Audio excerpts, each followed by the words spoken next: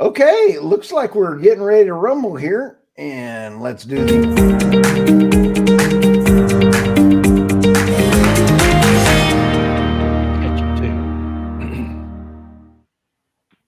All right. Hey, welcome everybody to the Energy Realities Monday Morning Live Podcast. We have an action-packed show today, and I'll tell you what, it's kind of wild when you sit back and think that it is actually 8 o'clock in Texas, Oklahoma, but it is also, we've got Tammy Nemeth from the UK and or Canada. I'm not sure what part of the world she's in. Tammy, where are you at today? I'm in the UK today. Oh, Van Dam. What time is it there? It is 2 p.m. Nice. Then we have the Irina Slav. She is in Bulgaria. And where are you? What time is it there in Bulgaria? It's 4 p.m. 4 p.m. Yeah. Outstanding. And I tell you, at least you look great today. You've got your garden hat in the back going on. Yeah. Have you been doing any gardening over the weekend? Oh yeah, I did a lot of gardening over the weekend. Yeah, have quite a bit of things planted, and they need taking care of, despite their carbon footprint. Oh, yes, I need to do everything I can to offset my horrific problem here. And then we have the David Blackman. I mean, David Blackman is a legend in his own mind. And David, how are you today? And are you in Texas? Yeah, it's 6:15 here in Mansfield. Well, no, it's 8:03. Okay, we're a little late, but what? Yeah, here in Mansfield, Texas. It's 6:15 a.m.? No, it's 8:03 according to my computer. Okay, just checking because we are off to a wonderful start today. Well, guys. I'll tell you what. We are going to have some serious fun. And on our show today, I'll tell you what, we've got some crazy things going on around the world. Could we live without plastic? I think that we should do a better job of getting rid of our plastic and having it actually recyclable. But what is life without plastic? Let me show this one video here. This is an oldie but a goodie.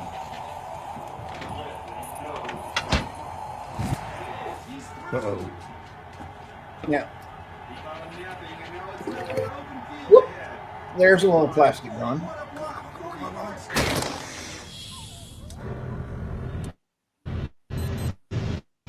I think all of us would be in trouble. No glasses. I love this.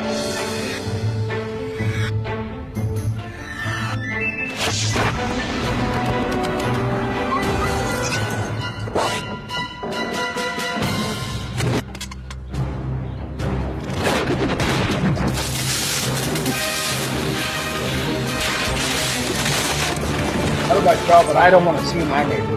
Have you ever considered how much your world depends on petroleum-based products? Such oil propaganda. This is outrageous. Oh, wow. Yes.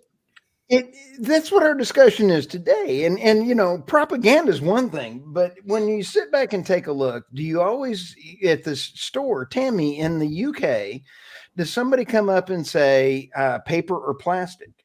When you're shopping, do they ask, is it a paper bag or is it a plastic bag? It depends on what store you go to. So there's some stores where they only offer paper bags. And in Britain, that's kind of a bad idea because, it's raining here all the time. We had 1.5 inches over the weekend. And so you go to the store, they give you a paper bag, and then you need to put an umbrella made of petroleum products over the bag so it doesn't disintegrate in the rain. And then at the supermarket, they no longer have the little bags, what they call single use, but no one I know ever used them once. It was like they were using it all the time for different things. So now you have to buy the super reinforced plastic ones, and the grocery stores charge you like 50 pence for every of these reinforced bags. And so, yeah, I mean, and now they want to get rid of them. So there was a really terrible story in the Daily Mail this morning where it went on and on and on about how grocery stores are making so much money off of these extra strong plastic bags, and people forget them and they have to buy more, and it's really bad. And they tracked one of the major supermarkets, they put a tracker in one of the bags because they say they recycle them, and they actually ship them over to Poland where they're burned in an incinerator to create power for people in Poland.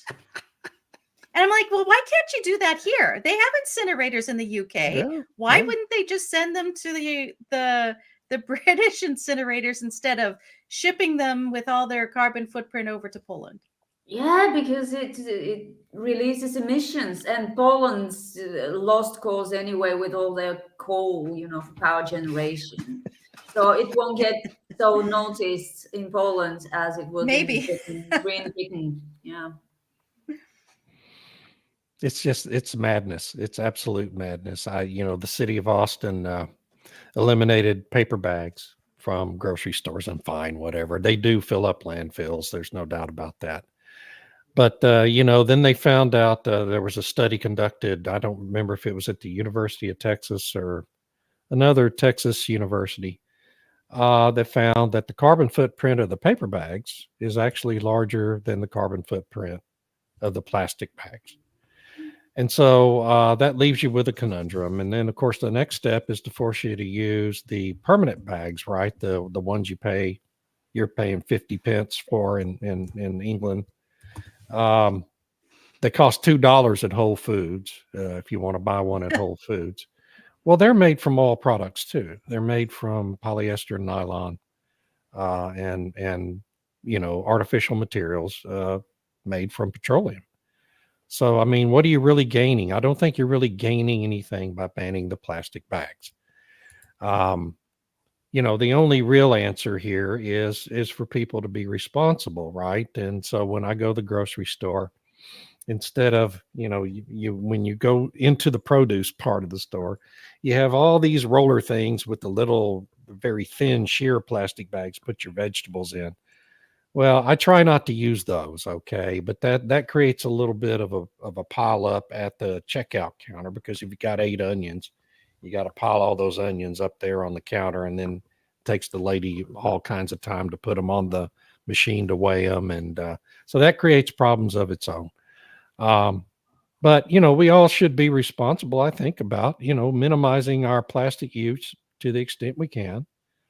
But the thought that there are alternatives that are in any way cost effective or scalable in our current society today to replace our plastic use is ludicrous.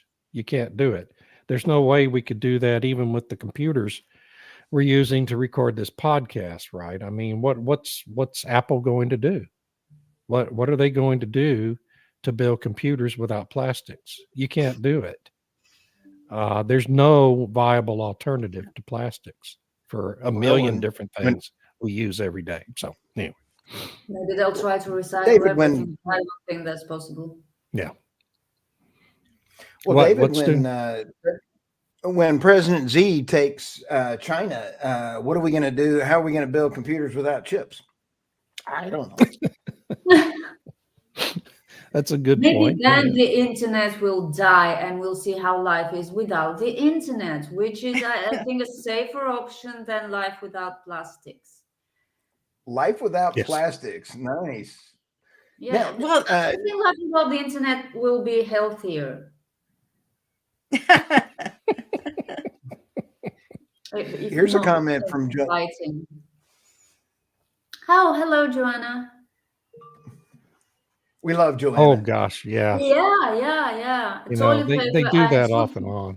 Yeah. and toilet paper is sold in plastic packaging, Right. as It's is sold in- nearly everything Right. in supermarkets. My favorite was when the rock singer or the pop singer, was it Alanis Morissette, 10 or 12 years ago? Because this goes in cycles. They talk about toilet paper periodically. And I think it was Alanis Morissette said that, you should only use 1 square of toilet paper whenever you need to use toilet paper. 1 square. To Think save the about that. trees? Or Yeah, what? to cut your paper use, right? Well, Well, you then can better do not that. use it at all. That's, I mean, Why are they're we not living doing- in my reality. That's all I can say. Oh, wow. Now, I have to say, I am Well, some against of it- single-use anything, never except I- food. And like a lot of people, I have a full, I have a stack of plastic bags that I reuse because we somehow accumulate them, even though we do use the durable kind for our weekly shopping and daily shopping. Sure.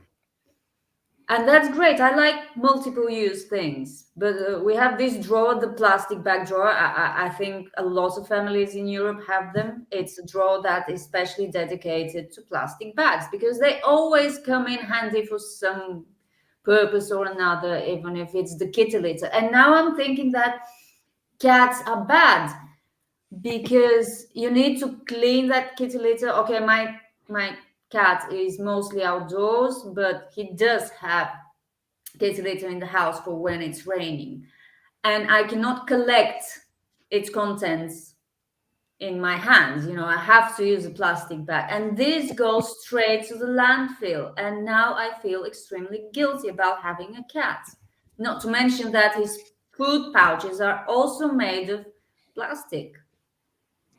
So what I'm hearing here is I'm that taking our myself solution, into guilt right now. our solution as cat owners is to what? Kill the cats, right? But then they Maybe got to eat go, them yeah. to avoid waste. right, to avoid plastic waste. Yes. Yeah, and This dog owners should do conversation is too. lurching off into really dark Sorry. territory now. No, it's my fault. But okay, so this comes back to Well, let's go to, to the next- issue of trade-offs, because in all Do of what, the Tammy? transition conversations, they don't want to talk about trade-offs, and everything we do is a trade-off. So it's Yeah. like, okay, yes, I might have to put that cat poo in a little plastic bag or something. Maybe it should get incinerated. Maybe there should be options for that or whatever. But the alternative is that it helps with your mental health and your quality of life to have a pet. And to then deprive people of that, especially older people, it's I there's a comment here from a user. Potty You come train the try to cats. potty train my cat. Yeah, sure. They don't I've need seen toilet cats do paper. this. Yeah. My wife's tried to potty train me for years, but I'll tell you what. As a husband, I put the seat lid down. Okay, so I put the Good. toilet seat down. I'm trained. How There are many years limits did to it take you to training. get to that point, though? Many. Can I add to Joanna's point here, which was wonder when they're going to hit the toilet paper and its footprint. And I know you guys were just talking about that, but it's interesting that before the pandemic, there was a move by NRDC and some of the other really big environmental groups to try and get toilet paper banned, or at least you have to use recycled wood or something like this. And they were making a case that the boreal forest in Canada was being cut down for toilet paper. Then the pandemic hit, and everybody, the first thing they did was stock up on toilet Yeah. paper. Yes. And Yes, then it was the paper towels, environmental yeah. groups realized, oh, wait a second, people have quite an attachment to toilet paper. Maybe we should back off on this. So although the NRDC has updated its banning toilet paper report or whatever, their report card on it, it's really low down on the totem pole of priorities for the environmental groups at this time. But, if they keep bringing in rules and regulations against paper companies and forestry companies, toilet paper may end up just kind of being removed from the economy because the forestry companies aren't allowed to cut down the trees in order to make the toilet paper. Right. Oh God. No. Tammy, this brings up two very important videos that we have teed up for today. And actually, this first one is David as he's getting ready for I got a video of him yesterday preparing for today's show. So Let's go ahead and bring David Blackman up here. Look at Let's that. I get think him that's started actually here at really a full fine run. form.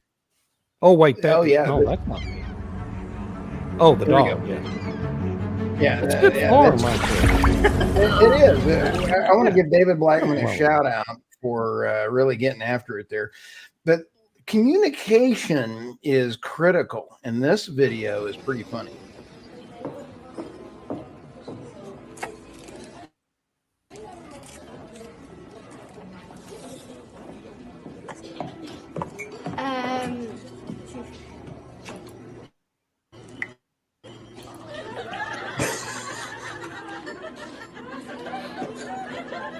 Well, that's certainly an alternative to, you know, the plastic What? sticks. Yeah, exactly. Less You didn't use a plastic straw. sustainable, unless the coffee So- spot.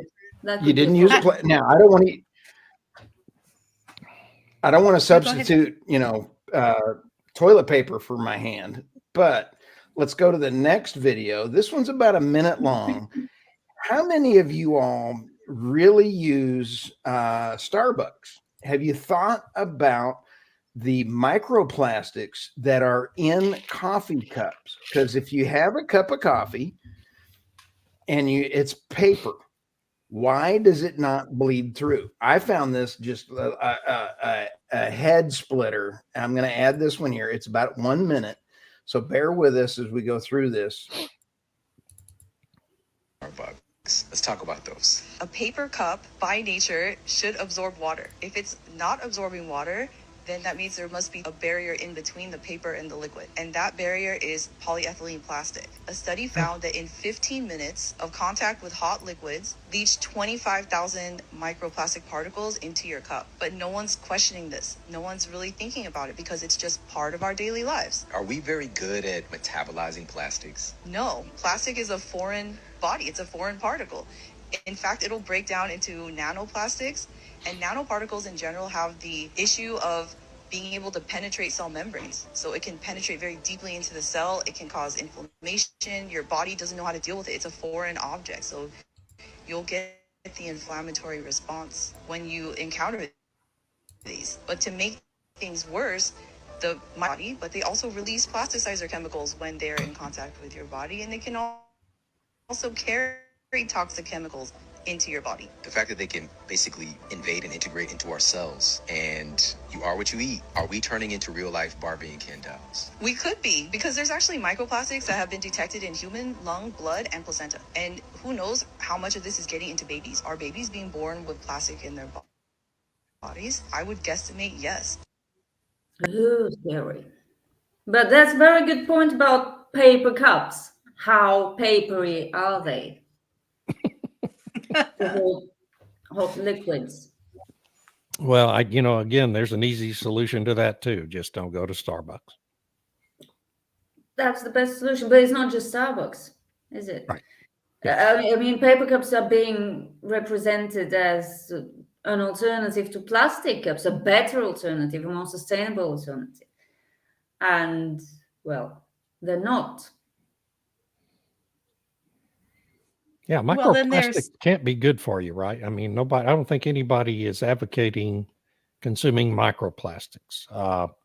Disclosure would be nice, I mean, at least a company like you go to Sonic Drive-In here in the United States, and they just bring their drinks in styrofoam cups. They don't, they're not pretending to have paper cups, and then they have plastic straws. What do you think? The same thing is true of the straws that California rolled out when they banned plastic straws. Those paper straws are made out of the exact same materials that a Starbucks paper cup is made out of, right? Because otherwise they wouldn't work. If they were pure paper, you couldn't drink a liquid through a pure paper straw. And even with the microplastics added to them, you still end up with a soggy straw after about 20 minutes. So you have to drink your drink pretty quick. Wow. Trade-offs, as Tammy said. There's always a trade-off, and we need to decide what we're willing to give up to gain something else. I don't think we're ready to give up plastics, because ultimately life without plastic, certainly it's possible. People used to live without plastic for thousands and thousands of years. But what about quality of life? What about cost of living? Yeah. Because plastics made everything a lot more a lot cheaper. I'm thinking food, I'm thinking consumer electronics. Everything that's got plastics in it is cheaper than an equivalent without plastic, I think. And it's really important, I think, in food. I don't care about soft drinks. These could be banned straight away. Why don't they ban soft drinks? They're disgusting. They're bad for your health. They really are. And they are a major contributor to plastic waste, Yeah. if you think about it. But yeah, fresh fruit and vegetables, which the EU voted, as Tammy told us all a few days ago, the EU just voted to ban single-use packaging for fresh fruit and vegetables. That's a genius idea. Okay, we don't have to eat out of season vegetables, but we like to eat them because in the middle of December there's nothing but apples. Yeah. For example. And it's Yeah. good to have some variety occasionally. And plastic packaging makes this affordable, relatively affordable to a lot of people. Remove the plastic packaging, waste increases, as you pointed out in our conversation at the time, Tammy, and everything will go up in price to make up for Yeah. this increased waste. Not to mention how much food will be thrown away. And this makes me really angry. Well, that's part of the contradiction in the EU, right? Because they have this program where they want to reduce food waste. So then they bring in this thing where it says, okay, you can't use packaging that will extend the life of your food, which will then create more food waste. I mean, what can you do when you have these contradictions that just destabilize it all and make it as absurd as everything that David always talks about on his Energy Absurdities articles every day. So yeah, I know it's crazy. And then I think of meat. Are they going to go back to having wax paper or something to wrap your meat in, which then leaks all over your fridge and doesn't last very long, versus having hamburger meat or whatever in a nice vacuum sealed plastic container? I mean, when we go and buy bulk meat or something, we portion it up and use a vacuum sealer to preserve it longer in the freezer or whatever. Right. So what about frozen vegetables? Are they going to say you can't have packaging for frozen vegetables? Maybe we shouldn't freeze vegetables anymore. So I'm very concerned about where this all leads, because first, like, for example, they're doing this UN meeting I guess it was last week in Canada to agree to this treaty on plastic pollution. And they always treat it all like it's pollution and we care about the oceans and everything else. But it's that thin end of the wedge, or a slippery slope, however you wish to describe it, where they start with this, oh, we just want to stop pollution. And I agree, we shouldn't have things tossed about, and there's other ways to dispose of items. But it always ends up as something else, which is to ban the use eventually, right? That's probably the end goal.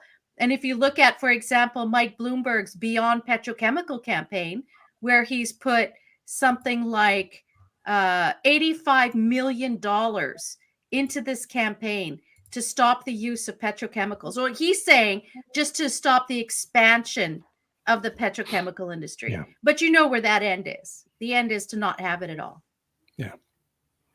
Yeah, and we what gets lost a lot in these discussions about, you know, the things that are made from plastics that we use every day is power transmission lines are filled with plastic materials. Ooh, Okay, good point. you can't deliver electricity without plastics now. It's not possible anywhere in the world. You know, you can't drive a car. You couldn't have transportation. So all this talk about food would be irrelevant, because you wouldn't be able to transport the food to the supermarkets, and you wouldn't be able to refrigerate the food in the supermarkets because, you know, the refrigerants in freezers and refrigerators are contained within lines that are made largely with plastic and other materials. So until you have viable solutions that are scalable and instantly available to replace all that, we're stuck with plastics. And we need to figure out that the question is not to try to ban plastics, but try to more responsibly handle it and deal with it. On the ocean pollution question, we know that 90% of that comes from 5 different rivers in China and India that flow into the ocean, and that's where the plastic waste comes from. We know that. Yeah, I but guarantee the you, US was exporting their plastic waste to India, Right. to China, Well, sorry, that's for a right. very long time. So it's not Right. their own. No, I only. know, but I'm just saying we know where the problem is, right? And so No, as you said, we should just be more responsible. It's Yeah. very difficult, however, we haven't even, we as a species, we haven't even learned yet to dispose of our garbage in the appropriate receptacle. I mean, Right. people keep Yeah. throwing their trash on the street still. I just like to address one comment because it's very interesting. So Yes. this LinkedIn news always thought it was paraffin wax to coat the inside of the paper cups with very. Yeah, I'm sure there are alternatives. I'm sure not everyone is like. What was the name of that coffee chain? Starbucks. Subway. No, not Subway. Subway was sandwiches. That you were talking about in video clip. Starbucks. Starbucks, yes. Sorry, it's like Yeah. forgetting McDonald's. Anyway, but I don't drink anything from Starbucks, so I'm sure there are alternatives, but I'm willing to bet that it is cheaper to coat it with polyethylene because Sure. plastic products are so much cheaper. It doesn't mean that everybody is doing it, but many are. So yeah, there are alternatives. And what is wax? Paraffin. It's a petroleum product. Unless you get it from your ear. Hmm? I don't know. Yeah. Yeah. I mean, it is. I'm just saying. Earwax is not healthy. No, Okay. earwax is not a petroleum product, as far as I know. Beeswax probably, but that Oh, would okay. make it more expensive. Beeswax, yeah. Definitely. And the missing molecule turned plastics into more. Way to go, Patrick. I would have thought margarine was plastic. I think that's why I have 4 stents in my heart. But again, it comes to trade-offs, right? So if we've got, I think one of the interesting things with the whole plastic recycling issue and the West developed countries sending their plastics to these other jurisdictions, those other jurisdictions were promising to recycle them. Yeah. And so They found out they they didn't. couldn't. They found out they couldn't, didn't want to, didn't invest in it, whatever. But then again, it comes down to this whole idea of incineration. So if there are certain plastics that can't be recycled, then why not incinerate them? But there's this complete hate on for incineration. And yet I know that there's power generating stations in Germany that are from incineration. And my understanding is that the Netherlands started incinerating their garbage and we're importing it from other places. So there's a solution. It just depends, do we want to do it? And it sounds like no, the environmental groups don't want incineration. They just don't want us to use it. Of course, they wouldn't want incineration. Think about all those emissions, all that smoke. But Well, they're you can scrubbers. capture it. So it's better to just keep them in a capture landfill, you know. Yeah, because recycling is not always profitable. This is what we learned the hard way. That's why a very, relatively small percentage of plastics are being recycled, because it stops being profitable at a certain point. Yeah. Which is what recyclers in Europe discovered, recyclers in the US discovered, and probably recyclers in China and India. Well, and plus, when you recycle it, there's no guarantee that when you reconstitute it into something else, it will be as durable or. It won't. They useful, always mix right? it with new plastic when they make the new packaging. Yeah. Yeah, and it's the same thing with fabrics or any materials. So do what we can, but then once you can't do that The one- anymore, the and one it's not thing that I profitable, have do seen- something else. Go ahead, Stu. We seem to have a time difference in this recording, Stu. The entire recycling. Yeah, I'm not sure what's going on. I think it's me. It is But you. when you sit back It's and what- look, there is a recycling problem with windmills, with solar panels, and plastics. And major issue. I think it's me. I think So, it is, yes. Anyway.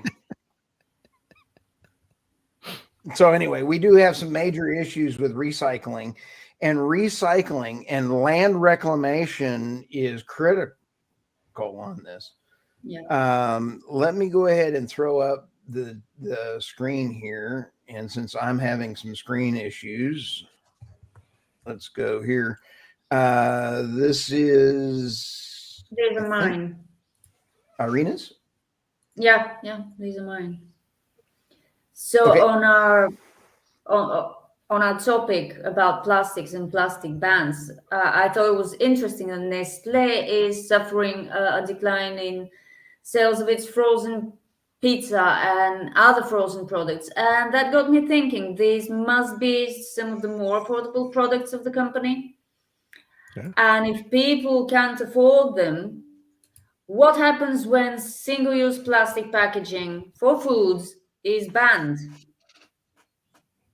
I think Nestlé will suffer a much more significant decline in sales and profits as a result of this.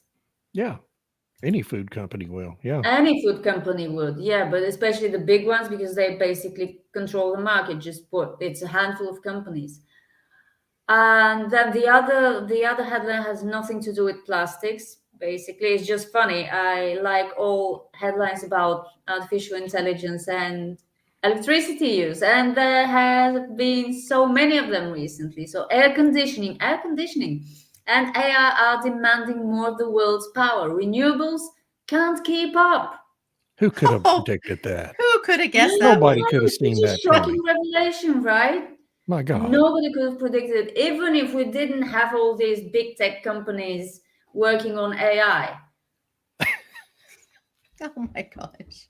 Yeah, I thought it was humorous. That's why I It's shared hilarious. And you know, It is. on the topic of air conditioning and cooling food and freezing, in Europe, you know, they're looking to replace the current what is it?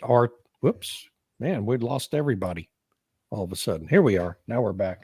So what is the current coolant? Is it R25, R40, something like that, that we're using in air conditioners and industrial coolers and freezers in Europe and in the United States as well. One of the alternatives for coolant that's being explored as a viable substitute is, guess what? Carbon dioxide. Oh yeah. Which loses its effectiveness at temperatures above 80 degrees, right?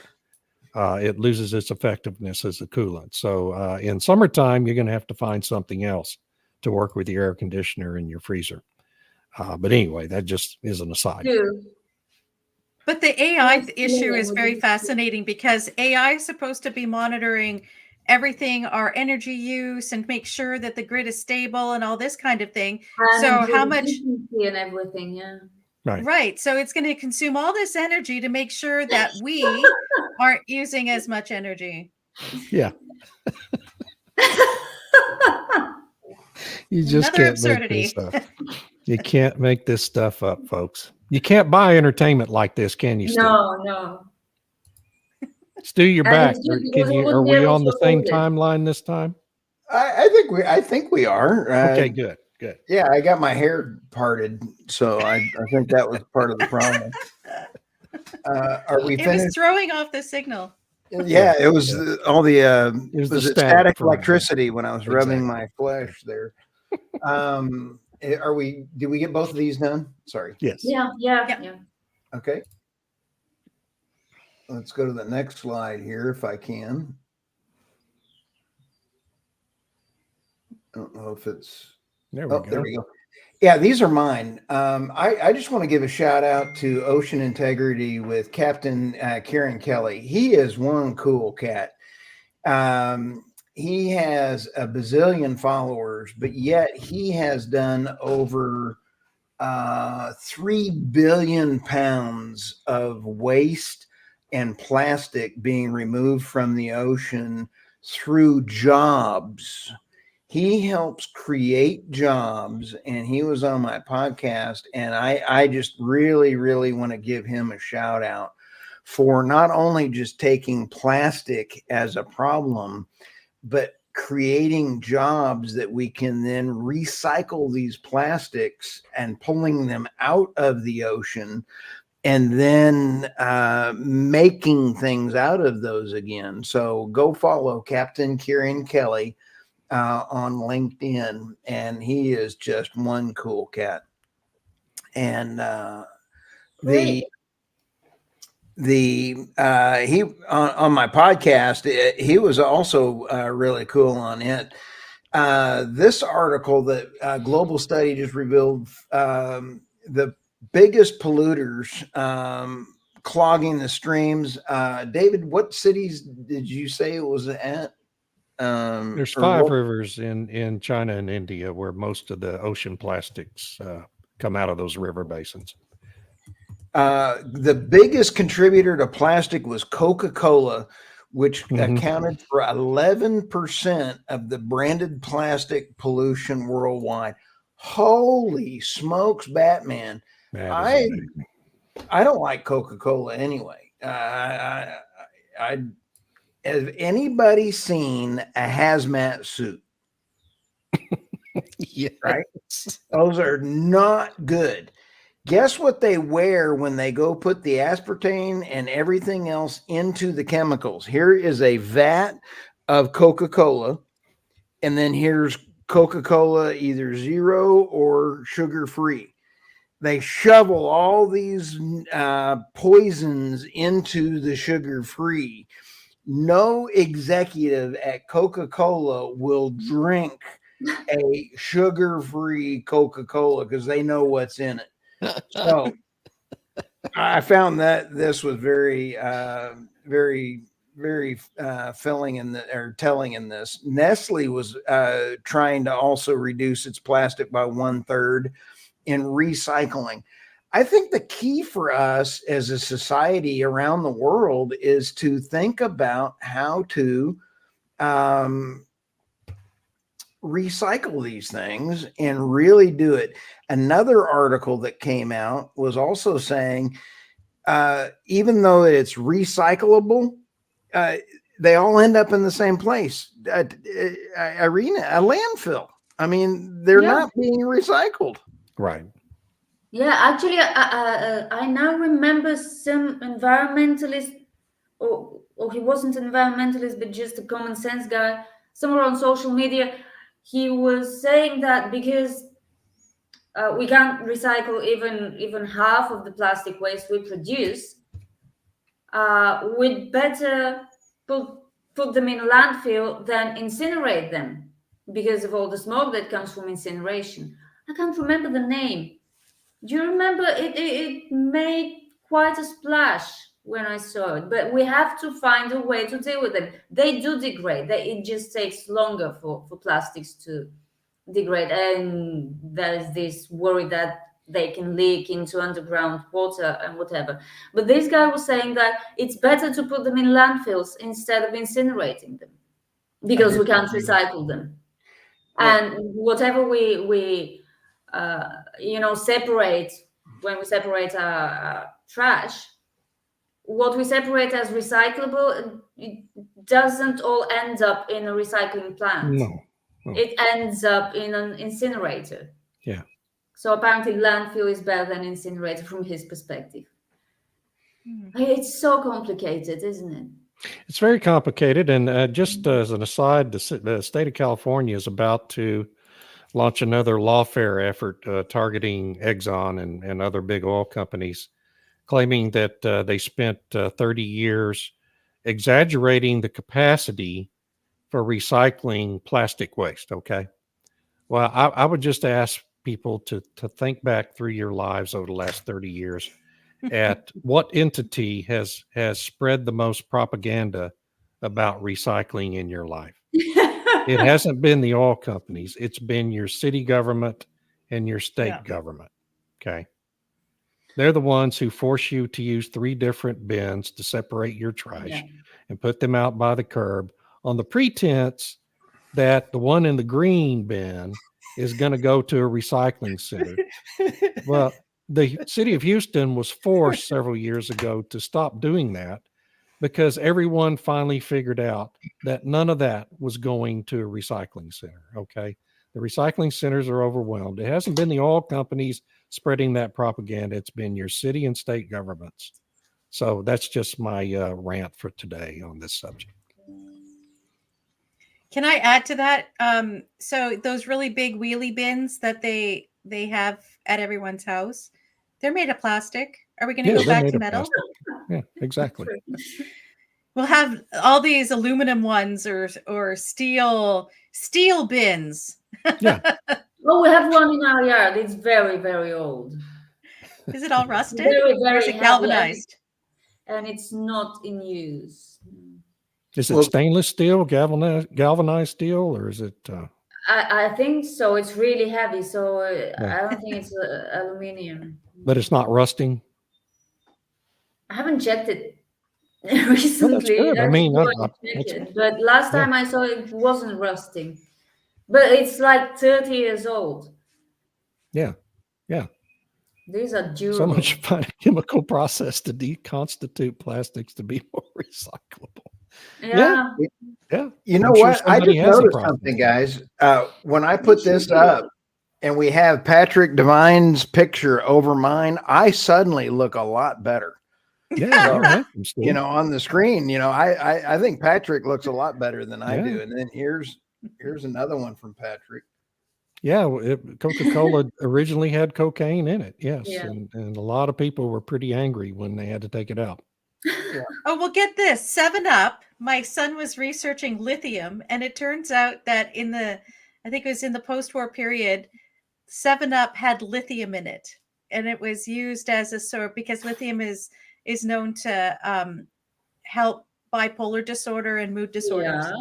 Wow! But it was they used to have it in 7-Up, and it was considered a healthy drink. Yeah. Well, you know, it was renewable then. If it had lithium in it, it was rechargeable. That's what I was thinking. Yeah. Rechargeable drinks. Yeah, why not? Recharge. Yeah, actually, I think lithium revolutionized psychiatric treatments of some very serious disorders. Yeah. It did. Yeah. It's quite remarkable. Okay, Patrick is claiming that's not his photo, actually. Okay, all right. Well, I don't see a photo. I just see a big gray blob. You don't see Patrick's picture there? No, I don't see a picture. He's smiling widely. Oh, I don't. How come you guys get a picture? Smile, wearing a nice jacket. Oh, anyway, he looks great.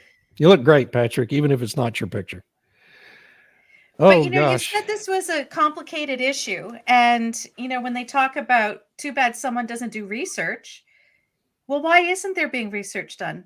You know, where's the real scientists out there who are curious, who are looking for solutions, and not just ways to demonize something?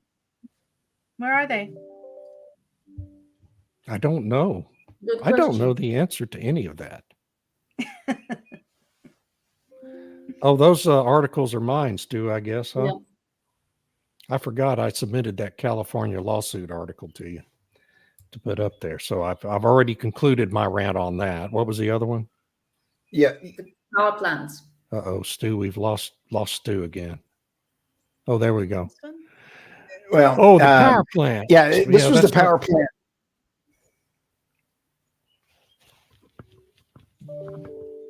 Am I having some issues? Yeah. Well, yes, this was an issue that just came around on the whole thing, David. And I loved your Substack. By the way, please follow David Blackman on his Substack and Irina Slav on her Substack. irinaslav.substack.com and David blackman.substack.com. And Tammy is her podcast is the Nemeth Report. So anyway. And what's yours, Stu? And yours? The Energy Newsbeat, There you Substack.com. So, okay. Oh. David, what were your thoughts on this one? Oh, well, the power plant thing, yeah, it's not really related to plastics, but the Biden EPA issued another what they call the quote clean power plan replay of the Obama administration's clean power plan, only more ridiculous. It's under the Clean Air Act, and the point I made in the story is that under the Clean Air Act, you have to when you regulate something like this at the EPA, they have to suggest the best available proven technology to capture the emissions they're trying to capture. And this is a crackdown on coal and natural gas fired power plants, not just coal. And so what they suggest is what they're going to mandate is if you want to keep your coal plant and your natural gas plant running, if they meet or exceed certain thresholds of emissions, you're going to have to build a carbon capture and storage project to capture the emissions to bring them below that threshold. Well, there isn't a single example in the United States or anywhere, apparently, of CCS being used in conjunction with a natural gas power plant, okay, anywhere on Earth. So that's not a proven technology, first of all. On coal plants, it's been tried 5 different coal plants in the United States and been a miserable failure, okay? So that's the new EPA regulation on emissions from coal and natural gas plants, and it's going to be sued.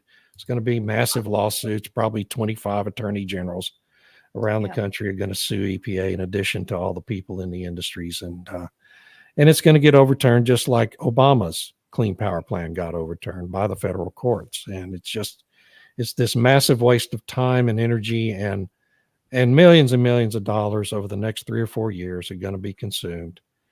It's going to be a great cottage industry for the legal profession. And at the end of the day, it's going to get overturned just like Obama's plan did. And the next EPA and the next Democratic administration will try again. Yeah. Yeah. And that's my rant on that one. You put me in a bad mood, Stu. You chose the stories, Well, David. I know. It is a waste Okay, of- carbon capture, waste of our tax dollars. We love Joanna. Let's go to the next one here.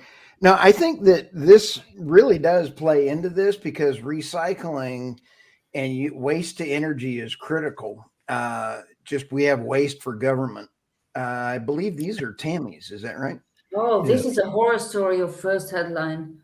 Yeah. So Canada, our Liberal NDP coalition in Canada has established a plastics registry.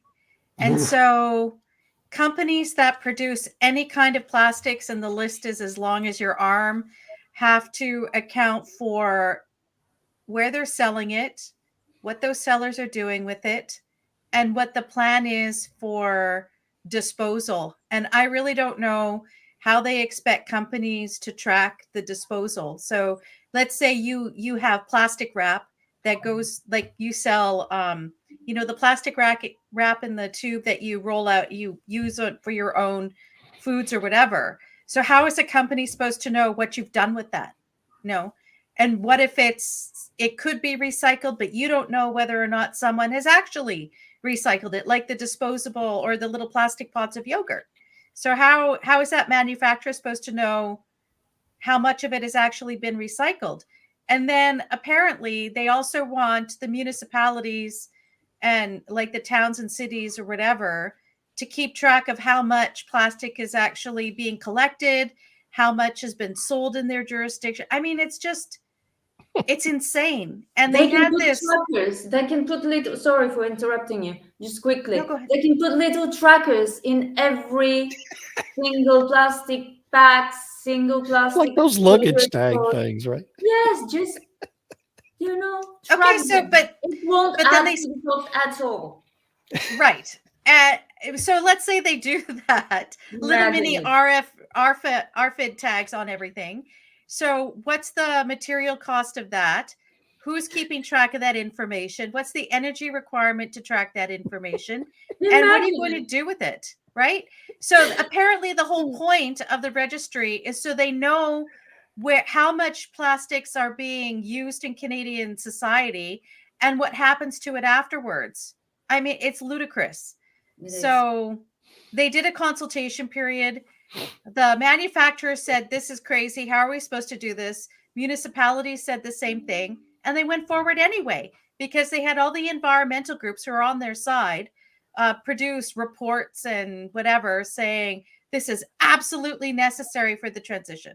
So that's Canada. And then in the UK, there, you know, the Labour Party, which is the government in waiting, apparently, have a whole list of things they want to nationalize. And the most recent is the rail industry. So back, I don't know, 30, It worked 30 so years well in ago. the United States. So yeah. Right. I mean, 40 years ago, they privatized. Yeah. They privatized it. It's a mess, apparently, and whatever. So now they're going to renationalize it. They want to create a new energy company called GB, Great Britain Energy, that's going to nationalize all the renewables, all the transmission. Right? And then there's maybe they would nationalize the oil and gas that's in the North Sea to shut it down, because apparently by 2030 they're saying there's going to be no oil and gas used in the UK. That's the Labour plan. So if you read their platform, it's like, holy crap, what are they doing? This is amazing. So the UK is basically going to return to the era of Queen Victoria. I mean, that's not what even that's that. going to be. No, because Queen Victoria, there was actually, you had the Victorian builders who built stuff. This will be, I think, back to the Middle Ages, where they can't build anything. There was a recent story about the SMRs. They announced there was going to be this competition for SMRs in 2015. It was about 8 months ago that they actually put together a panel that would review the different things. And Rolls-Royce has said, well, it's taking too long. We were going to build these 2 manufacturing facilities in the UK, but now we're just going to buy stuff off the shelf from somewhere else. And now we're only going to have this other unit because we don't know what's happening. We don't know if we have approvals to go forward.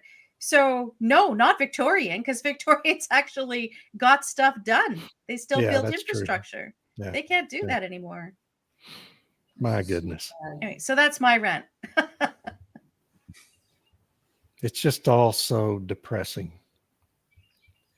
Just it's really infuriating, if you ask crazy. me. Infuriating. It's infuriating because you're absolutely right, Irina, because we have this amazing standard of living. And like we talked about last week, we've never had it better and everything else. And it's like we're just throwing it away.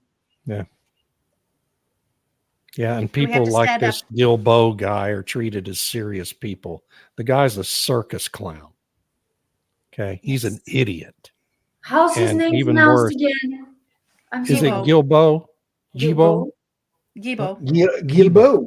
Sounds like Gibbon, and that's an insult to the species. Yeah, he's just anyway. Well, but that's what happens when an activist gets power. Yep. Yeah, apparently. Should be a cautionary tale for future generations. Just yeah, it's what happens when you okay. We better stop before I get a headache here. So what's our conclusion, Stu? Well, conclusion is, Tammy, and thanks for bringing that up. I'll tell you, this was a lot of fun. And I think that this scratches the surface of the biggest problem. The biggest problem is communication, who's in power. And I think that why do they hate us? Do what? Why do these people hate us so much?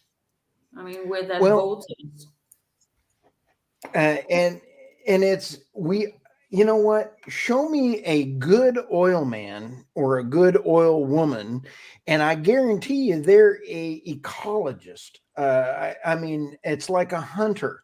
everybody says hunters in the U.S. Hunters in the U.S. are the most ecologically friendly people on the planet. They take care of the environment. You have to harvest the deer herd and do it properly. I am a ecological kind of guy, and it drives me nuts when I see all these people on college campuses putting all their trash in their tents everywhere, you know, and saying, oh, in the name of something stupid. So buckle up. Travis Lynn hits the nail on the head with this comment. This is the key to everything, was classifying carbon dioxide as a pollutant. This is the gas that is the foundation of all life on planet Earth. Yeah. And we gave the EPA the power to regulate it as a pollutant. And that will be the downfall of our society unless we clean it up somehow. Canada also lists it as a pollutant under the toxic substances. Yeah. The Carbon Coalition is absolutely a hoot. And Gregory Wrightstone over there, I've interviewed him 2 or 3 times. And over at I'll get him on the podcast, as well as Fritz Dunning. He is now found, and I'm going to tee this up, is that the climate activists have gotten in and figured out a way to say that we are now in a hotter summer because they're modifying the sensors that are in the Antarctic. Oh, and yeah, so they're faking data. they're faking the data. Just making up numbers. Yeah. Oh, Well, we've been doing that at NOAA here in the United States for 15 years since Obama took office. So we do have some great things coming around the corner here. And for the last word for today, Irina, let's go around the horn. What are your thoughts for closing us out? I think common sense will win because these miserable bastards will just fail spectacularly because they are rushing everything and they are being way too vocal about it. They're not hiding anything anymore. That's true. They're bound to fail. Yeah. So I'm an optimist. I knew I loved you. Patient, but no, an optimist. David, David, you are hit it out of the park again, and I love everything that you've got writing. What are your last thoughts here? I'm a long-term optimist. In the short to midterm, we're going to have a massive energy crisis because of all of this, and probably a lot of people are going to lose their lives as a result of it. And when the fingers start pointing, we can all point them at ourselves for electing these idiots to office. Well, Eeyore, well said. Tammy, how about you? I agree with Irina. I think at some point the rubber hits the road. And unfortunately, I'm an optimist that things will work out in the end, but I think there's going to be pain on the way to that end. There will and be. I wish there wasn't going to be, but that's the trajectory we're on. What a great day. Thank you all so much. Thank you to all of our, and Peter LaFontaine, maybe we can use AI to replace our current leadership. He came in just in No, time. that would be a bad idea. That would be a bad idea. Yeah. Who's The setting the current algorithm? leadership. Bye. Yeah.